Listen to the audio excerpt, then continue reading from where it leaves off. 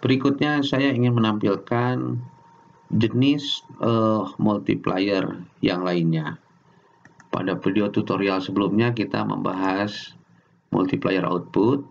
Nah, kita berikutnya akan membahas multiplier nilai tambah atau value added. Nah, oke. Ini dia displaynya.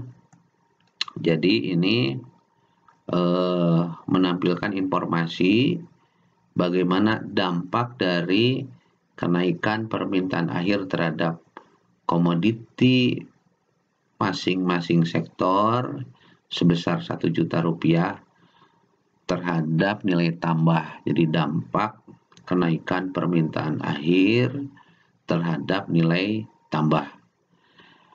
Nah, kita bisa langsung membacanya pada tipe 1 dan tipe 2. Oke, jadi 1,1575 itu artinya jika terdapat kenaikan permintaan akhir terhadap komoditi sektor pertanian sebesar 1 juta rupiah, maka nilai tambah perekonomian, nilai tambah yang dibentuk oleh semua sektor itu akan bertambah sebesar 1 juta lebih. Ya, 1.157.500. Ini contoh keduanya, contoh membaca yang kedua. Jika terdapat kenaikan permintaan akhir terhadap komoditi pertambangan dan penggalian sebesar 1 juta rupiah, maka nilai tambah perekonomian bertambah sebesar 1.282.200 rupiah. Cara membaca serupa dapat diterapkan pada multiplier value added untuk sektor-sektor lainnya. Nah, untuk tipe 2 itu cara membacanya sama, hanya besarannya lebih besar karena multiplier nilai tambah tipe kedua itu berdasarkan ya multiplier model input output tertutup atau close input output. Nah, berikutnya ada multiplier pendapatan. Nah, ini informasi penting bagaimana dampak kenaikan permintaan akhir terhadap perubahan pendapatan masyarakat. Nah, kita bisa melihat dari tipe 1, jadi kalau terdapat kenaikan permintaan akhir terhadap komoditi pertanian sebesar 1 juta rupiah, maka pendapatan rumah tangga yang bekerja di sektor pertanian, pertambangan, penggalian, sampai jasa-jasa itu akan bertambah kalau dijumlahkan sebesar 1.171.700 rupiah. Nah, untuk manufaktur, ini contoh kedua membacanya, jika terdapat kenaikan permintaan akhir terhadap komoditi industri sebesar 1 juta rupiah, maka pendapatan rumah tangga yang bekerja di seluruh sektor itu akan bertambah sebesar 1.972.000. Nah, kalau kita melihat secara keseluruhan dampak terbesar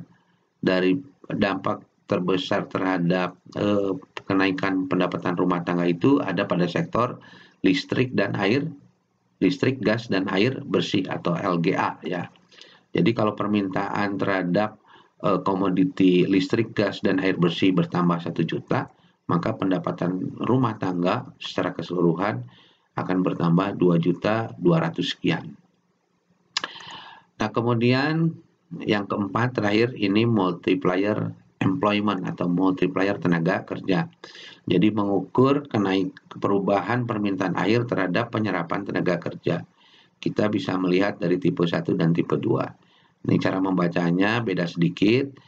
Jika terdapat kenaikan permintaan akhir terhadap komoditi pertanian sebesar 1 juta rupiah, maka akan menciptakan tambahan tenaga kerja sebanyak 1 orang. Jadi ada tambahan permintaan sebesar 1 juta, itu akan menyerap tenaga kerja sebanyak 1 orang dari seluruh sektor ya. Nah, yang paling besar dampak tenaga kerjanya itu adalah sektor listrik, gas, dan air bersih. Yang kedua adalah sektor industri. Nah, jadi kalau pada sektor industri, jika terdapat kenaikan permintaan akhir terhadap komoditi industri sebesar 1 juta rupiah, maka akan menimbulkan penyerapan tenaga kerja sebanyak Ini kalau dibulatkan menjadi 4 orang ya, 3,8 dibulatkan menjadi 4 orang. Nah, demikianlah cara membaca multiplier nilai tambah, multiplier pendapatan, dan multiplier tenaga kerja.